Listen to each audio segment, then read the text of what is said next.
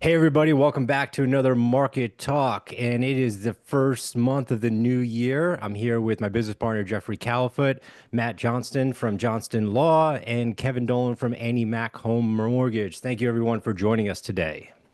Thank you. Good morning. Good morning. So, do we have good news or bad news to tell the real estate industry of any changes going on? Kev, do you want to break everyone's hearts and tell them some mortgage information? I guess the elephant in the room is what's Donnie done for us as it relates to mortgage rates. So, Yeah.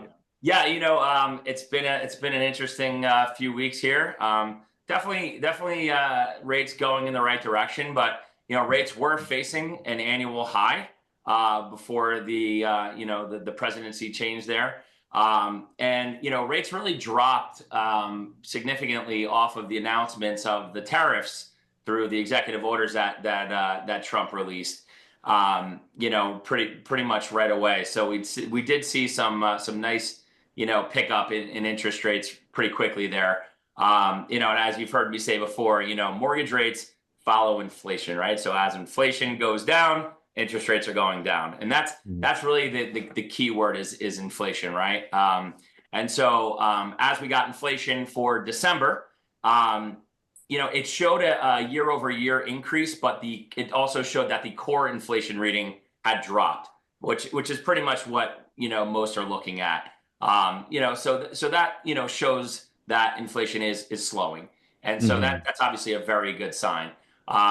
The only difference here is that Trump's economic agenda could have some downstream effects of mortgage rates going up because a lot of the policy changes could be inflationary, at least at first.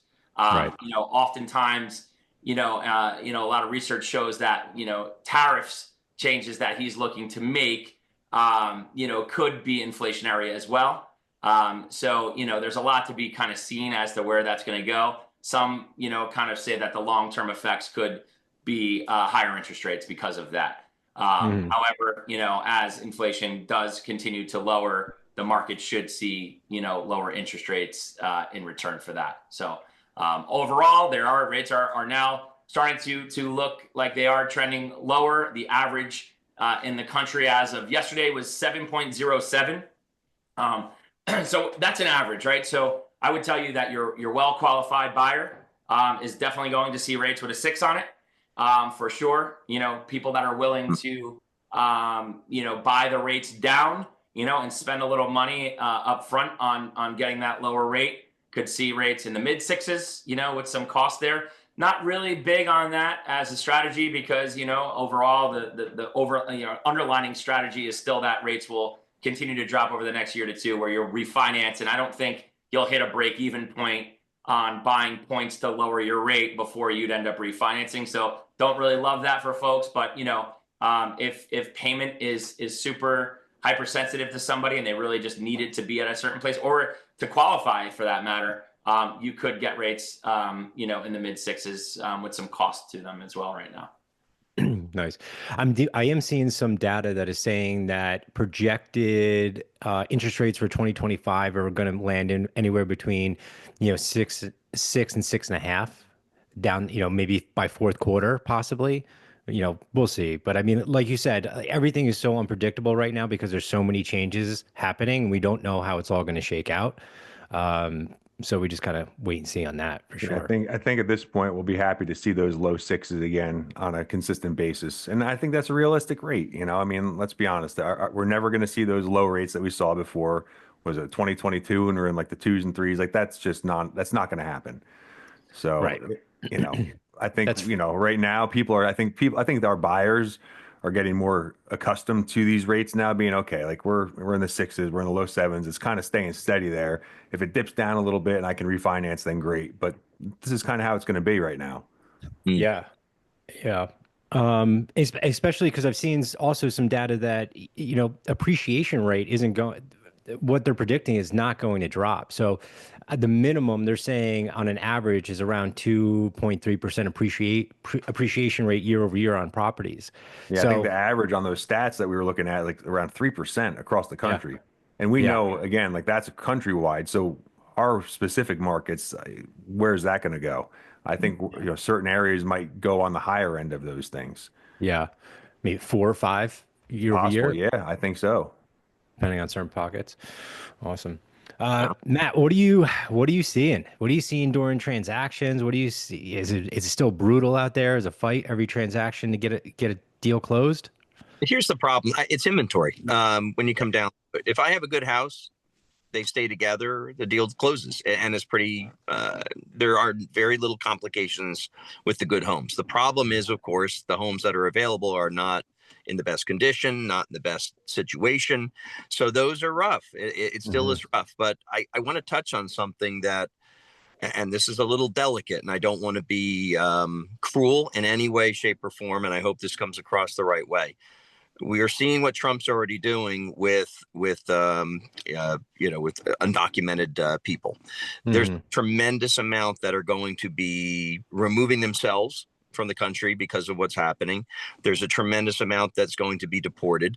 What does that mean? Well, keep in mind, a lot of the reason we've had problems with inventory is because the housing has been being utilized, paid for by the federal government grants, federal non-federal monies have been paying for the rent for a lot of people that are not going to be here in the next year or so. I have a very, I have a feeling that we're going to see inventory change. Homes, multi-unit homes are probably going to be opening up. Maybe not right away, but by the summer is my guess. We're going to start to see a lot more inventory available because of the forced changes that are going to necessarily happen. And I'm not saying that in a way, hopefully it's not coming across that I'm gleeful by any means. Right.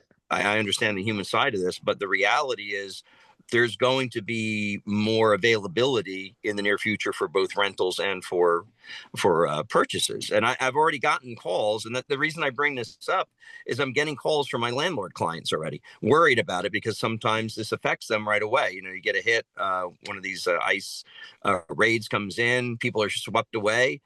They basically lose their renters right away, and they want to know if they, in that situation, can they sell the house? If the folks better just take it away. And the answer in most cases is going to be yes, but it's going to be nuanced. So I'm already seeing some initial effects on inventory. So I don't know if that was really where you intended me to go, but I think we should keep this open mind. You can take it wherever you want. Yeah, no, it's interesting. It's an interesting take on things. It's something that a lot of people probably aren't even considering right now, but that is the reality of what we're dealing with right now. Yeah. And again, I was one of those attorneys that worked with a lot of the landlords that went into contract with NGOs, Catholic charities, et cetera. And the reality is, in a short period of time, I suspect we're going to see inventory, not because we want it, but because it's going to be available. Yeah. I just think we should keep that in mind, too. Yeah, it's interesting. I wonder, what that number looks like in regards to properties. True. Don't know. Be interesting. But I can tell you in the last week, I've gotten 6 calls from landlords on this. So wow, we're North Jersey. I was surprised. And that is where my thinking came from. Yeah. Well, speaking of inventory, projections are good for us right now across the board. Looks like 2023, about 4.8 million homes were sold. Last year, 4.6 million. This year, the projection is 5.1 million. So for us in our industry, especially, in the real estate end of things, as far as the agents go, that's going to lead to more opportunity because 74% of agents last year did not close one sale. Wow. 74%. So, just heard that one. That's a wild. The NAR is expecting that 8% more are going to drop off this year from the industry. So while that's not great for those people, the professionals that do the work in this business, I feel like we're going to have more opportunity to sell properties and help buyers buy their homes. Yeah. It's just going to be the opportunities are out there. The people who I don't want to say suffered through the last few years, but the people who hung in there and sold some homes and kept going with their business, I think they're going to reap some benefits this year. Yeah. Maybe I won't have to pay my therapist so much anymore. Thankfully, mine's Joking. free. Yeah, yours is free. Nice. I needed a therapist last week. Here's a quick story. Kevin knows about this. We have a client, house was listed at 646. We went in at 825. Still didn't get it. 35 offers, and we were in the top 10. So I guess that's a win. You're saying there's a chance. So you're saying there's a chance. So, I mean, there's still pockets of New Jersey where it's still out of control in regards to offers. But yeah, but you have some areas, some neighborhoods aren't as chaotic. So it's kind of hit or miss. It really depends. So I Well, can that jump in surge on. from the east is over now. That dramatic surge that we had from New York, we're starting to see some of those people work their way back now. mhm. I have a house that I'm going to be putting on the market in the next couple of months in Roxbury Township that, they moved out here. They're from the east. Now he got a job in the city again and he has to go in. So I'm going to be selling their house and helping them find something a little closer. Mhm. So, we're seeing that rebound effect happening a little bit right now too. I would like to mention I'm seeing in Warren County, especially lately, a few under appraisals, which I haven't seen in quite a while. So Warren County, the offers that I'm seeing come in recently in the last 2 weeks, 3 weeks, they're at list price, so they're not coming in too high. Plus, I've had two, not the ones that came in, but two that were above list that have appraised under. So this is something you might want to remind the agents. You might want to address that again. We were at a point where it didn't seem like it needed to be addressed when we had an under appraisal because nothing, or rarely did we see that.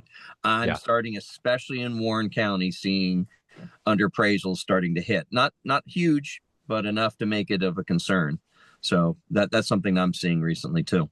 Yeah. That doesn't surprise me so much. I feel like the further west you go, those prices are going to kind of stabilize a little bit more, and you're not going to be able to push that envelope as much. And if you do go way over asking, you better be prepared to close that gap a little bit as a buyer, especially if it's a multiple offer scenario. Yeah. I mean, I also heard a number the other day. We all know that we closed around 4 million properties, in 2024, but there's a projection that there are still 9 million buyers that are living with their parents or in their in-laws. So, I mean, Wow. that's crazy.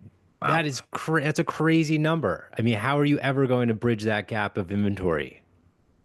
I don't know how it's possible, I don't especially know. if you want to Rates and stay in time, certain markets. I mean, we know one of our business partners in Florida, like, the market down in Florida has shifted dramatically. Yeah. Yep. Like they're literally opposite of what we're dealing with here in North Jersey. But like, you have those 9 million people, but not everybody wants to go to Florida. Not everybody wants to stay in New Jersey. Not everybody wants to go to California, wherever it might be. Right. So there's a lot of dynamics Yeah. and a lot of moving parts. That's for sure. Yeah. It really is. Um, yeah, I don't, who knows where it's going to go. I mean, we wish we had a crystal ball, but I mean, we don't know how everything's going to shake out with the new policies and inventory rates.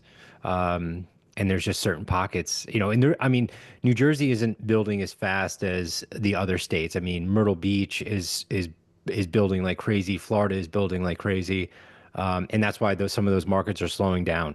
I mean, I think Florida is more of a balanced market now than anything. Right. But there's some people that are still reaching for those unrealistic list price, so they're sitting a little bit as well. Yeah.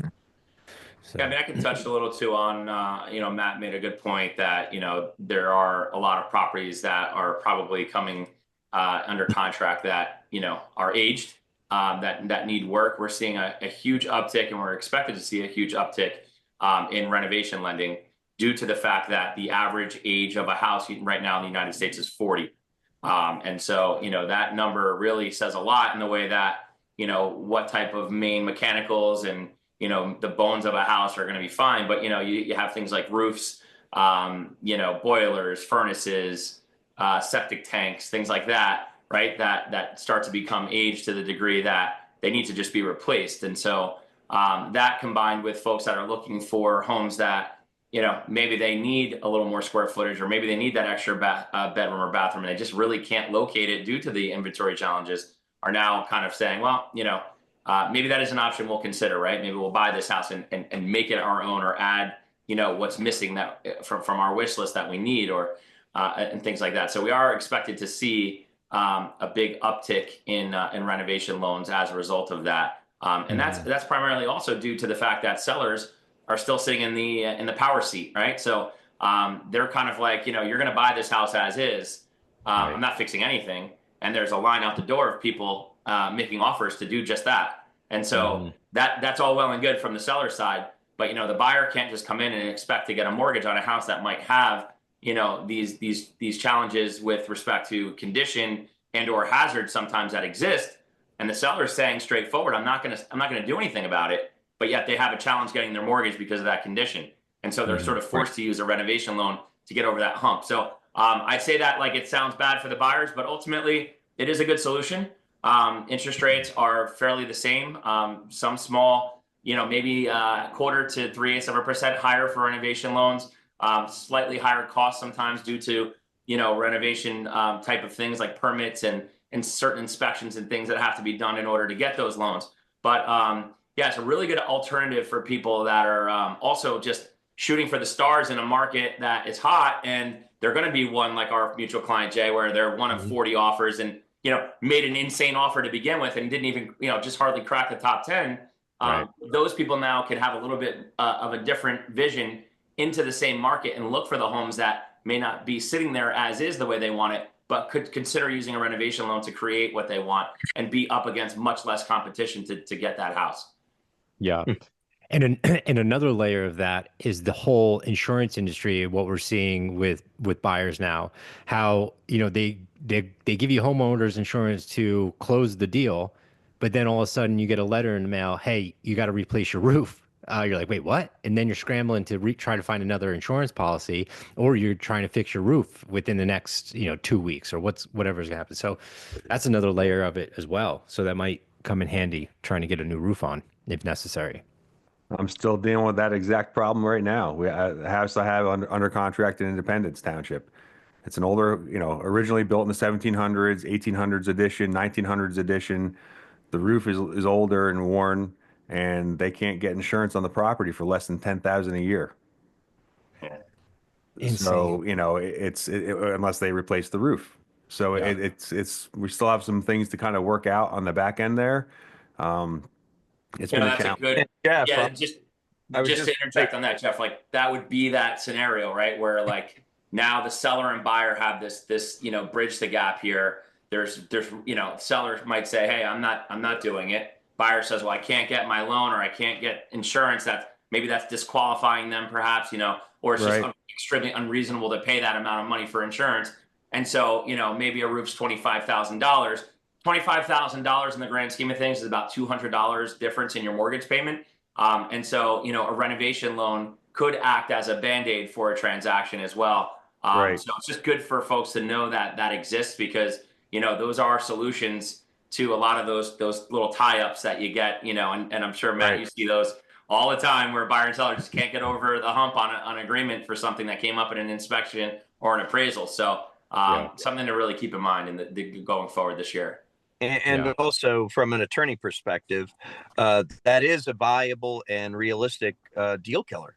You know, if you can't get, and most of us attorneys put a clause in our attorney review just saying if we can't get, quote, reasonable homeowners insurance, we have the right to get out of the contract. So agents should be aware that this is a new thing. It's something that's actually affecting transactions right now, where if, as you're using the roof scenario, but there are other things that the insurance companies are clamping down on.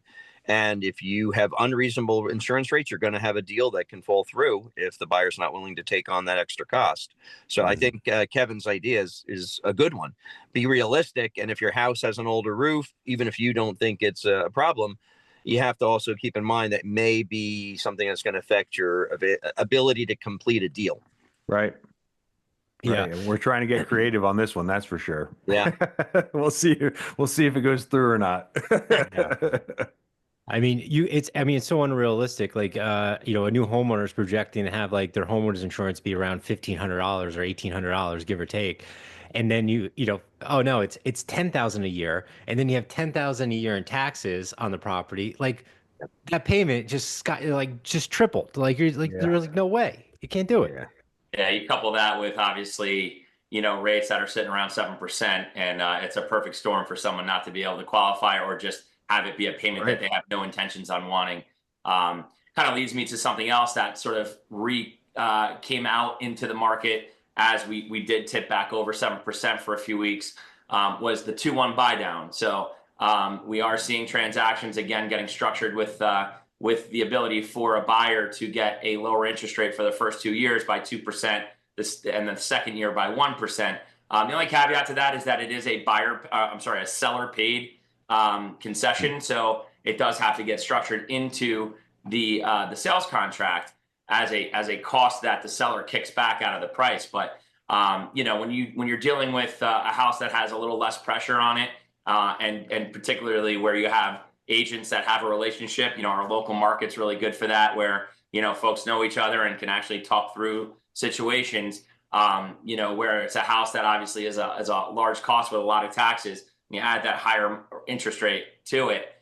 It's a good strategy for someone to look at something like this where they can actually get a lower rate for 2 years, with hopes that within that time frame the market does reduce itself enough for a refinance opportunity to come into place, leaving them never really in the place where they ever pay the current market rate.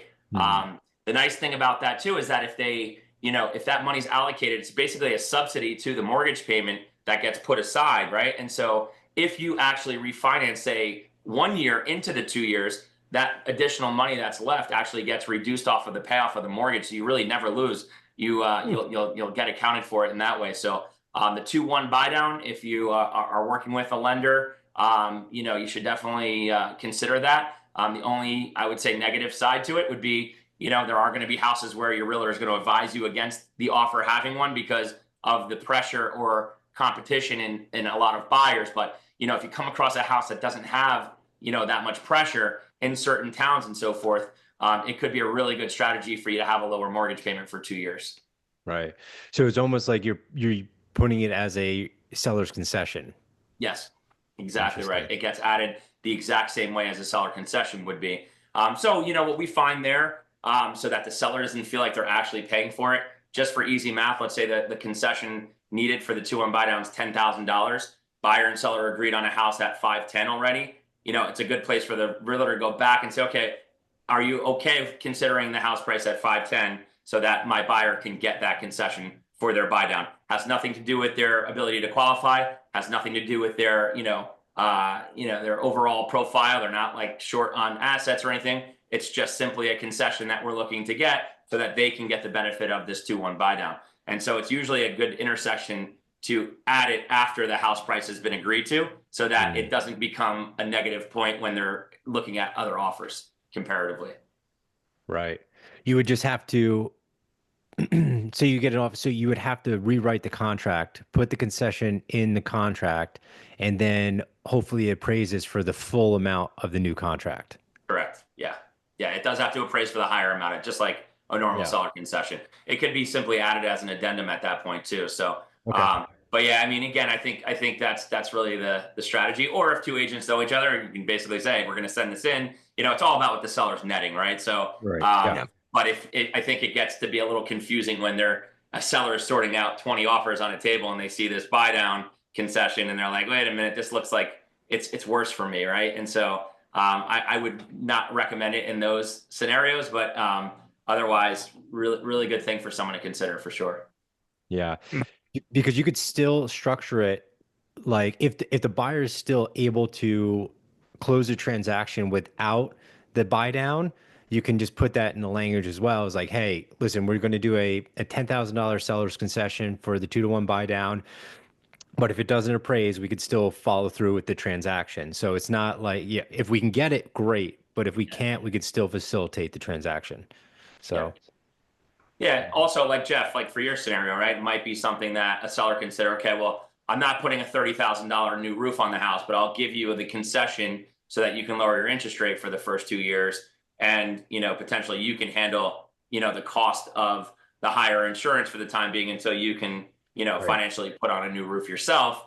It is a line of negotiation in those aspects as well. Yeah. Absolutely. It's good to have options. Yeah.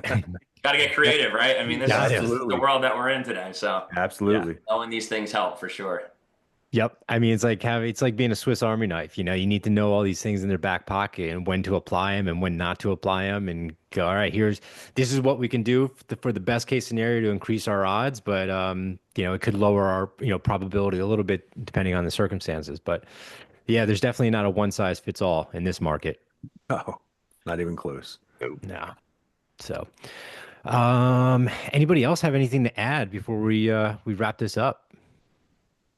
I was going to add, I had a bullet point here to discuss, just to throw into the party here, that there's a section of mortgage programs that are called non-QM. You see a lot of lenders promoting them these days. You hear kind of a lot of marketing and online stuff going on. And, just to kind of, give you a quick summary, these are loan programs that are not going to conform with your conventional mortgage guidelines, right? So say, for example, somebody who is self-employed, who, writes off all of their income based on expenses, and now that net income is actually what a mortgage lender is going to try to use to qualify them.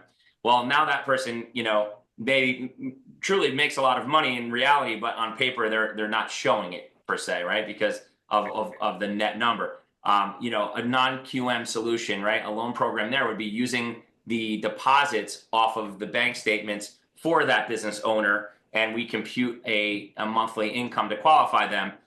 Really, really good solution. Another one would be, maybe somebody buying an investment property. We qualify the house, or we qualify their loan off of the house rent, and we don't need to get into their personal income. So, same thing goes there. If they have, not enough income on paper to support buying the investment property, but the property itself is going to rent for more than what the mortgage payment's going to be, that house actually will qualify for them.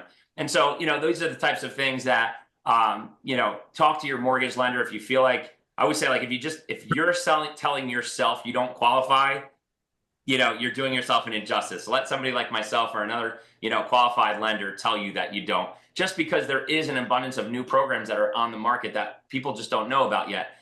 This non-QM space is supposed to be increasing by 28% in mortgage productions with these loan programs in 2025. So that's a significant number of what's expected there. And so, that's also like saying there are a lot of people out there that could use them, so. Yeah. Kev, like, say someone does see an investment property. Are you like, and they're like, hey, here, this is what we're thinking about purchasing it for. This is what we think about the rents could be. Now, are you and your team also running those numbers too, just to verify what you project the potential rents to be and income on that property? Yeah, we do. Especially for a loan program that relies on it to qualify. Sure. We have to be, super careful there. But yeah, I mean, we obviously have great, realtor partners like you guys that we work with, and you guys have your data. We have some technology that will give us data, and, together we'll really try to advise our clients, together that this is a viable investment, right? Obviously, most people are not looking to, have a $3,000 mortgage payment on a property that rents for $2,000, right? That's usually just in general, regardless of a non-QM mortgage program, that's not really sexy for them. But at the end of the day, to answer your question, we have pretty good data out there that can help us with those rental comps, Cool. So. Yeah, I could definitely see that taking off for sure. Yeah. So, Jeff, you want to add anything? I just think 2025 is going to be a better year than last. I think across the board for all of us, I think that we're gonna see an increase in inventory. We're seeing a decrease in number of agents that are competing for certain inventory. And I feel like, it's going to be a little bit of a roller coaster in the beginning. Again, call out what we called out before, a new president with Trump, see how things kind of shake out. Going to certainly be a little bit of twists and turns along the way, I'm sure. But I do think that by the end of this year, we're going to look back and say, okay, that was a hell of a lot better than 2024, and we're moving in the right direction. Sure. Sounds good to me. Indeed. Yeah. Look, at the end of the day, regardless of your political views, right?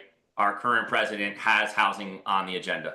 Mhm. So there is a lot of optimism in the fact that there's a spotlight on it. You know, affordability and housing are a hot button right now for the new administration that's come in. And so regardless of, you know, our views on any, you know, of the president himself and your how the election went, you do have to put some faith in the fact that we do have a new president. He is our president, and you know he is dedicating time and resources to housing, and for that, you know, there's a lot to be said for positive months and years to come. Yeah, I just see more opportunities for us. I really do. Mm-hmm. So, yeah, I'm looking forward to it. We'll see how everything shakes out, and I think we'll end on that happy note. Let's see what happens. So, Excellent. All right, well, happy New Year, gentlemen. Thank you as always. Yep. Happy New Year to all of you. Same, and we'll see you guys on the next one. Take care, Awesome. guys. Thank you.